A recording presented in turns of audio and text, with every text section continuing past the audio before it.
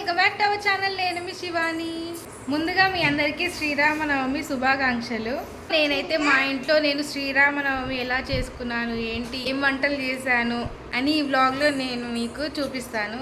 So ఈ వ్లాగ్ని మీరు కంటిన్యూస్గా చూడండి. సో గాయ్స్, ఇప్పుడైతే మనం వ్లాగ్ స్టార్ట్ చేసేద్దాం. ముందుగా దేవుడికి పూజ చేసి దీపం వెలిగించడానికి అయితే నేను ఫస్ట్ ప్రిపరేషన్స్ అయితే చేసుకుంటున్నాను.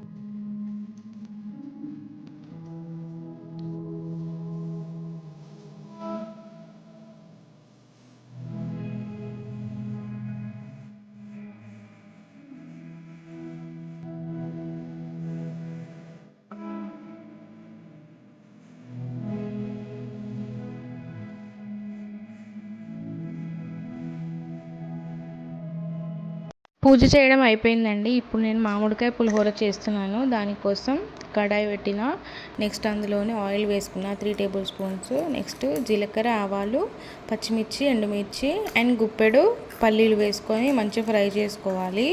నెక్స్ట్ ఇందులోనే కరివేపాకు వేసుకోవాలి. నెక్స్ట్ ఇందులో నానబెట్టుకున్న శనగపప్పు, పెసరపప్పు వేసుకోవాలి. వీటి టేస్ట్ అయితే చాలా బాగుంటుంది.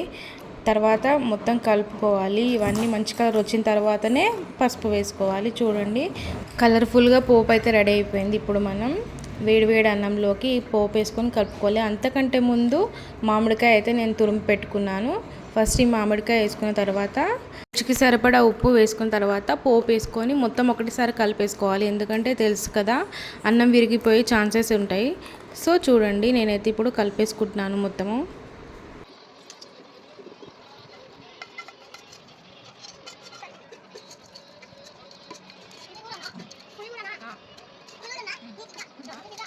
చూడండి, ఎంతో రుచిగా ఉండే మామిడికాయ పులిహోర ఇలా సింపుల్గా చేసుకోవచ్చు. మీకు చాలా బాగా నచ్చింది కదా, నచ్చే ఉంటుంది. సో మీరు కూడా ఈ ప్రాసెస్ని ఫాలో అయ్యి ఎలా వచ్చిందో నా కామెంట్ సెక్షన్లో కామెంట్ చేయండి. So guys, thank you for watching.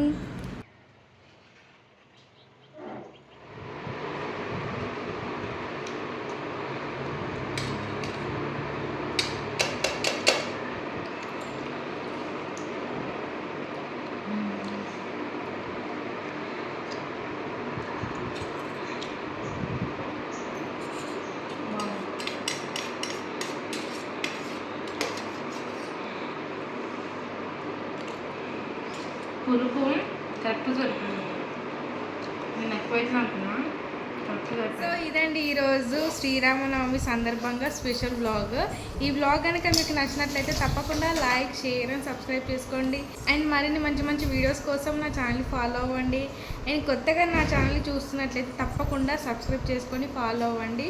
Bye.